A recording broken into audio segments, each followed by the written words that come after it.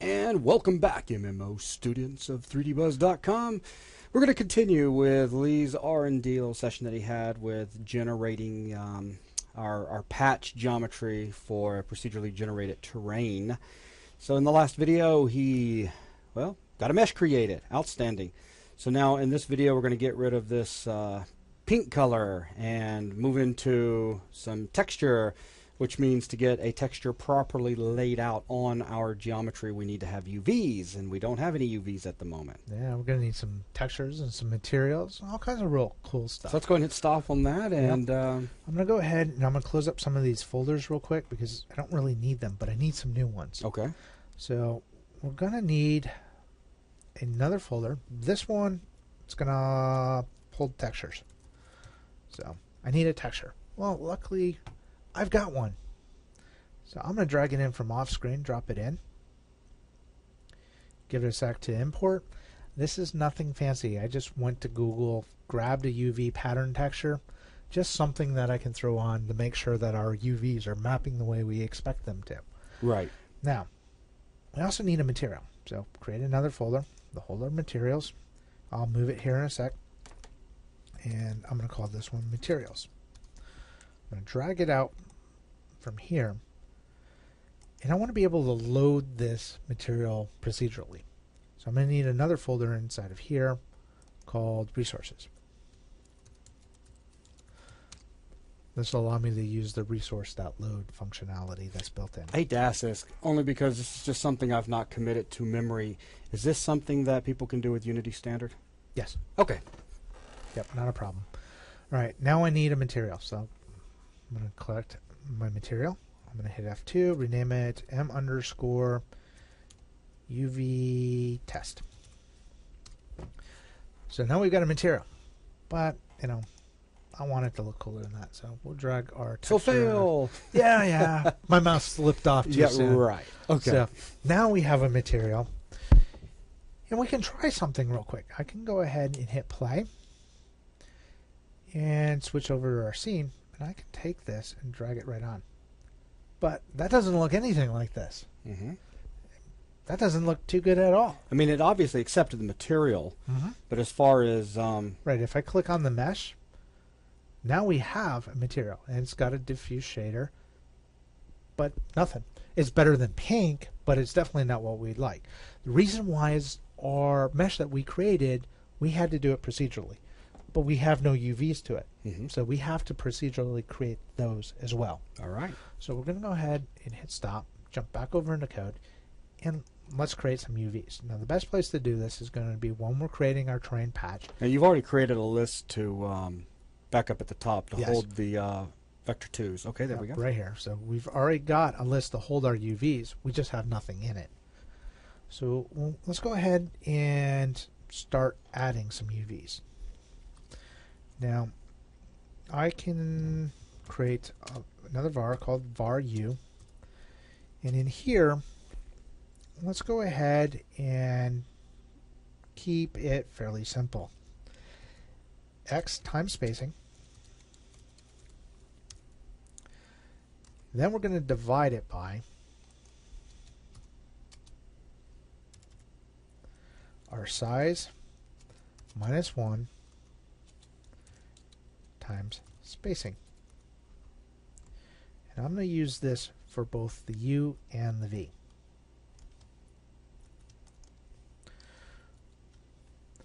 What we're doing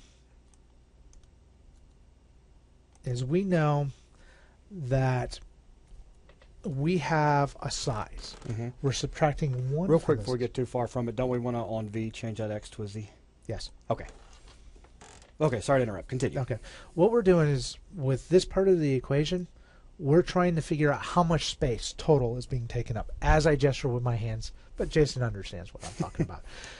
Basically, we're trying to convert our UVs and the size of our world from being whatever size and spacing that we get. In the case right now where we're using a map size of 128 by 4, so if I do some real quick math, that works out to be about 512 units across. Okay. UVs do not work at 0 to 512. They only know 0 to 1. So what this is doing is it's calculating every x position times the spacing relative to the overall size of our unit and converting whatever ratio this is to be 0 to 1. Okay. So it's going to use x for our u and z for our v, converting it from 0 to 1, and then we're going to take that, we're going to add it to our UVs. So we go UVs dot add, and just a new vector 2, x comma z, or yeah. U comma v maybe? How about u comma v? All right. So semicolon. That adds our UV for this case. If you remember, we have to calculate differently based off of odd and evens. So we're going to take most of this code, and we're going to bring it down here, and we're going to paste it. Now this one's going to be slightly different because we're not using x by spacing because we're offsetting. But we have position x already calculated for us. So we're going to take this one, and we're going to replace, sorry, I got something in my eye. We're going to replace this whole unit. Ah, come on. I'm failing at the keyboard mouse coordination thing. Alright, so position x now, which is our modified position x for u. Which has been calculated a few lines above. Right. And then we add it just like we do before. So nothing has changed other than this one part. Okay. Same thing. So now we have some UVs. Go ahead and make sure I didn't make any errors. But we've added it to the list, but the mesh doesn't know anything about it. So we have to come down here where we create our mesh, and we have to tell it about those UVs. Now, to do that, we call up mesh, and there's a parameter called UV, UV1, and UV2. The one we're looking for first is going to be UV. So mesh UV equals UVs to array. So we can use this. And I'm going to add that, build it, jump back over to Unity, go ahead and hit play. So once again, it's pink. Go ahead and select it, take our material, drop it on. Very, very nice. Now we have a texture that goes all the way across it. No tiling, no nothing else. But there's also another issue with it. If I create a cube, and let's go ahead and put this at about 5 by 0.5 by 5. Select it, zoom up on it. Make sure that I put in a light, create other, directional light. And I'm going to rotate this around. And I'm going to tell it to cast shadows. So now this light should be casting shadows. There's no shadows. Well, you can always throw a quick plane up underneath there and raise it up, and just to show that. Right, so if I go ahead and create other and bring in a plane and give it our texture,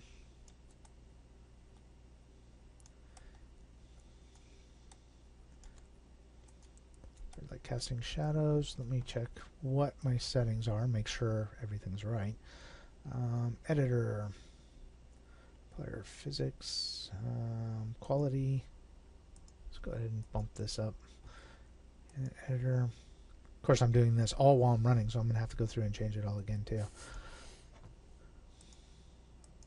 Deferred lighting. So, am I not getting any real-time shadows? What's going on? See, aren't I such a pain by saying, prove it to me? Yeah, I'm trying to figure out what's going on. Oh, hold on. Did something move?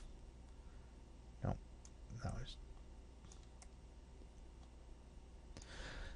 How about I go into the game?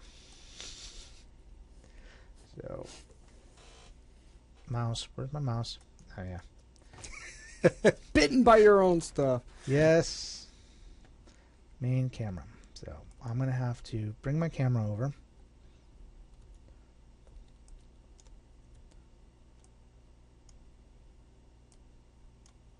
I'm so glad they put this in.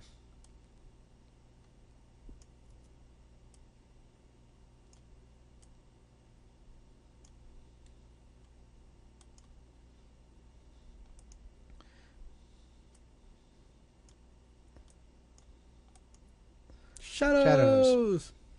All right, plane. Go away. Shadows. That's weird. Because I wasn't getting shadows before because there's two different passes. So I wonder if that has changed recently. Because if I stop, for shadow mapping to work right in shadow casting, usually you've got two UV sets. You've got one for your regular UVs. So if you've got overlying vertices, then you've got one UV set, and then you've got the light map set, which is usually mapped to the second one. Now, but we're not dealing with light maps here, though, are we? I mean, well, the shadows getting cast, we're still relying on the second set. Okay. And like I said, this isn't my area. Right. Well, I used to play with it in some other experiments where I was doing mesh stuff. My shadows wouldn't work if I just had the single mesh. So they were there, but they were all over the place. Gotcha. So what I had to do previously is I also had to assign the same UVs to UV1, because UV is the first set. So let's think of it this way. If you were building some sort of asset that had was using a texture atlas, and you were mapping out overlapping areas of UVs to reuse the same part of the atlas, those shadows wouldn't look right on that first UV set. Right. You have to have, every UV has to have its own space. And light baking and stuff like that relies on that second light map UV set. So by setting UV, the regular UV in UV1, we're now assigning that light map channel. So go ahead and comment UV1, that line out, line 134. And jump back over, save that out, jump back over into Unity. I'm just curious based off what you said. Go ahead and hit play. Well, yeah, you got a good point with everything's already all, since you did it all at runtime. Right. I was just going to say to verify, but I mean, we saw the shadow. I just, in case it was something wonky done by having that plane in there. Well, I'm just wondering because of the new UV set being so perfect. Well, then again, when you think about it, the other experiments that I was working with when I was doing light mapping were using objects that weren't a flat plane. Right. That's so they were a three-dimensional object as opposed to a flat plane. So that might also be it. But it doesn't hurt, especially when you get into the fact that we're going to be distorting this mesh into a three-dimensional mesh to assign both UVs. Right. So the easy way to look at it is if you use just the one UV set and you start noticing anomalies with your shadows, that's because you need the light map version. Okay. So, but I haven't seen that before, but I've not done a flat plane. But now we've got our UV mapping in place. But like I said, every time we start it, we don't get our material. Our material is just getting so we're going to get that assigned just so. Right. We want to actually have that set up for us. Okay. So we need a couple more things to make this happen. We need a material. So I'm going to be real original with the naming again, called material.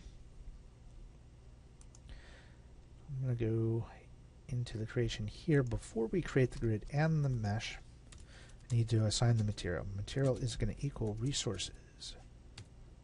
Load. And I named the material m_UV test. And I need to cast that as a material. So that'll load in our material. Now we can scroll down to the bottom. I've created a mesh render, but I don't have access to it yet. So, but I need access to it now. So I need to go. Let's see. Do I want to do a mesh render? No, I'll go and access it from mesh, not M mesh, mesh object dot renderer, because that's a quick way to access my mesh renderer component, and I'm going to set its material to equal the material that we just loaded. So build that Now, up. am I crazy at thinking something? Did you Probably, create a if you scroll back to the top in your code, did you make a mesh renderer that's a Yes. field is that being used? It isn't being used yet, because I was thinking about it as the same way as the mesh filter, but because I can access the renderer through mesh object.renderer, I So we can don't go ahead really and just need it. I can delete Jump up it. there and kill that one Yeah. out. Okay. Or I could just rename it later, but either way, I'll comment it. Forget it. I'll just delete it. It's not hard with IntelliSense to add the next component. So I'm accessing it from there. Now if I go ahead and I render or run and see if we get our material. I see something. Very cool. So now we've got a texture. But it's not tiling. And, you know, that would look really horrendous if it was a real texture. So let's go ahead and put some scaling on this. Now, with the scaling, what I want to do is, because I have a test pattern, and I know the test pattern has 10 samples all the way across, what I would like for our test when we're going through and trying to figure out the density and how much the size of our world, I would like it if each one of these squares was exactly 1 meter across. Okay. Or, sorry, not 1 meter across, but one unit across. So if our density is, or our spacing is set to 1, I would like this to be 1 meter across. If it was set to 2, I would like this to be 2 meters across. Okay. 4, if it was half a meter across. Gotcha. So we've got a very visual look at the density of our mesh without having to switch over to wireframe. Okay. And we can test stuff out. Makes sense. Now, to pull that off, we'll go to mesh object dot renderer dot material dot main texture scale, and we're going to create a new vector 2.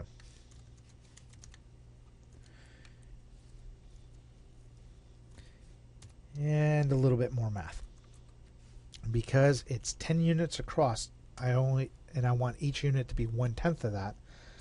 I'm going to take 0.1 or 1/10, and I'm going to multiply that by size minus 1.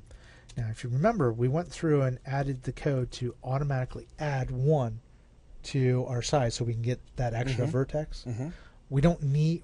I don't care about the vertex in this count. I care about the individual spaces in between. So I need to subtract 1 from here. And this code is going to be the same for the X as it is for the Z. So if I save that out, I go ahead and multiply this, go in. Let's go ahead and zoom in. So, whoops. I'm doing good at clicking on things I don't mean to today. But now if you look, and if I bring up the grid. Actually, that works right there. So, Oh, so you're wanting to get the... Okay. so if you remember, currently we're set at a size of 4, or a spacing of 4. So 1, 2, 3, 4 units across. Now, if I leave the camera here, go back into code. Leave the camera there. You were at play. Well, I had adjusted it inside of the editor part, so it's still going to be there. So if I leave my size still at 128, but I take my patch spacing and set it to 1, what I expect to see is each square taking up 1. So if I switch over, 1, 1, 1, 1. Very nice. Likewise, if I go in and set it to, say, 0.025, now I expect to see 4 squares for each meter. And let's just verify that's what I see. 1, 2, 3, 4. Excellent. So if I actually click on stuff, we can see that we have 16 faces per meter. Mm-hmm. Very dense grid at this point. Probably it would look awesome as far as detail. Probably not play so well. Right. So Okay, so now we've got a material, the texture. We've got UVs assigned so that it lays out properly, and you now have a predictable way of showing our textures in such a way that it accommodates us in quickly telling what size we're dealing with. yep. Well, you want to play with something else real quick? Sure. Scott. Well, it's kind of flat. Okay. You want to do that in the next video? Well, I've got something. Yeah, we'll play with some stuff. We'll just play with some short in the next video. Keep it short. Okay. Since you've got to leave for the airport here in like 20 minutes. Yeah, what else is new? I always I wait know till it. the last possible moment to hop on an airplane. Okay, so that wraps up this video. Thanks a lot.